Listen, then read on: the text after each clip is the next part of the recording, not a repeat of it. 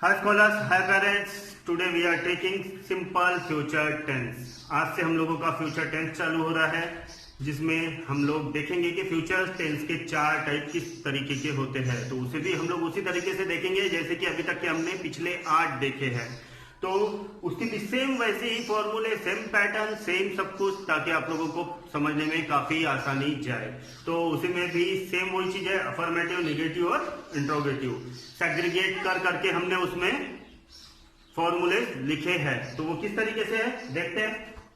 Affirmative में will, shall plus verb plus object, V1 plus object, simple, यानी कि जिसको हम लोग बोलते हैं root verb plus object. Example, I subject, उसके साथ शाल लगा दिया हमने, उसके साथ V1 प्लस ऑब्जेक्ट। सेकंड में सब्जेक्ट हिज फादर, विल लगा दिए, V1 और दिल्ली टुमारो, यानी कि हमने क्या किया, ऑब्जेक्ट लगा दिया। फिर तीसरे में हमने सब्जेक्ट लिया प्लूरल वाला, फिर शाल, फिर V1, फिर ऑब्जेक्ट, है ना। सिंपल एज, यानी कि हमारा फॉर्मूला क्या बनता है, subject plus will shall plus V1 plus object. Negative में सेम वही चीज, सिर्फ विल शाल के बाद क्या लगेगा, नॉट। तो यहाँ पे हम लोग अपना फॉर्मूला पूरा करते हैं, subject plus will shall plus not plus V1 plus object. Example के थ्रू देखते हैं। पहले हमने सब्जेक्ट ले लिया, उसके बाद में वहां से शाल ले लिया, एज पर द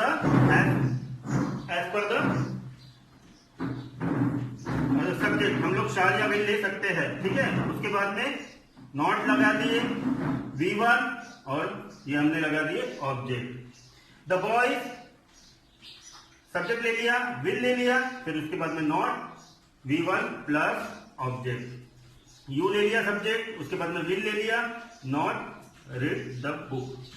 अब इसमें कंफ्यूजन ये लग रहा होगा आपको कि सर विल और शॉल किस तरीके से लगाए। मैं तो बोलता हूं कि विल और शॉल कोई सिंगुलर और प्लूरल होता ही नहीं है। आप विल लगाओ या शॉल लगाओ, कोई फर्क नहीं पड़ता है। लेकिन जो सेंटेंस का उच्चारण होता है, उच्चारण, यानी कि जब सेंटेंस हम लोग जब बोलते हैं तो उसमें अगर कोई चीज अच्छे से अगर आ रही है शाल लगा के, तो हम शाल ही लगाएंगे।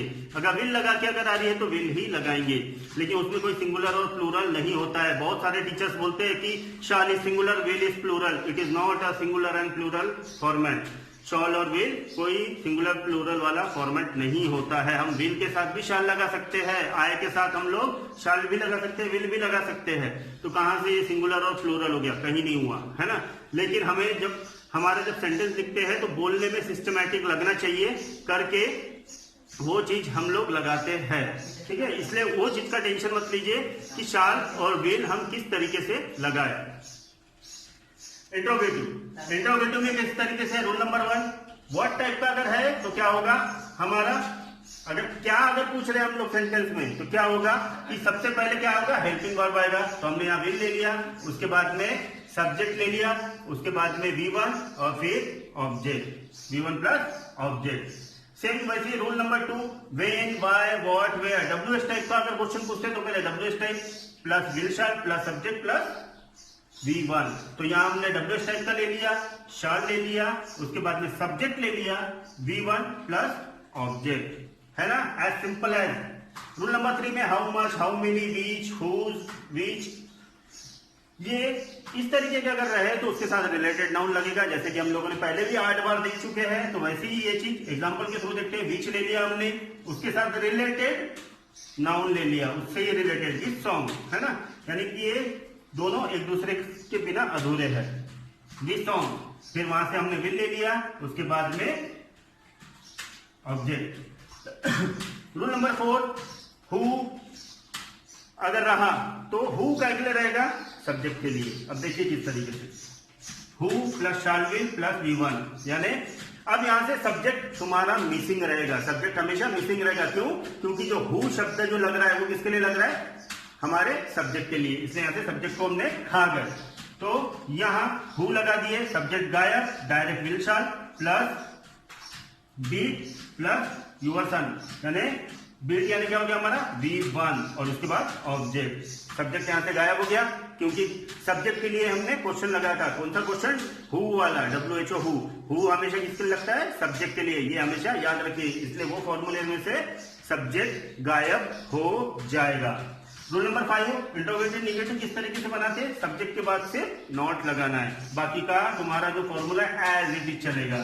तो विल यू सब्जेक्ट हो गया, हमने हेल्पिंग वर्ब लगा दिया सामने, उसके बाद हमने नॉट लगा दिया, उसके बाद V1 प्लस ऑब्जेक्ट।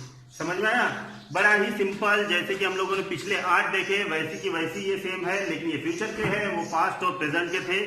फॉर्मूले लगभग सेम, लेकिन एज पर द टेंस कुछ हमने चेंज किया है, लेकिन पैटर्न वही का वही, ताकि समझने में तुम लोगों को आसानी जाए।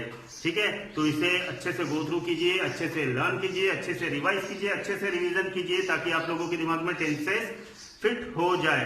क्योंकि टेंसेस है तो मुमकिन है, अगर टेंसेस अगर नहीं आते हैं तो इंग्लिश को पढ़ना ही छोड़ दो, क्योंकि टेंस बैकबोन होता है कोई भी लैंग्वेज का।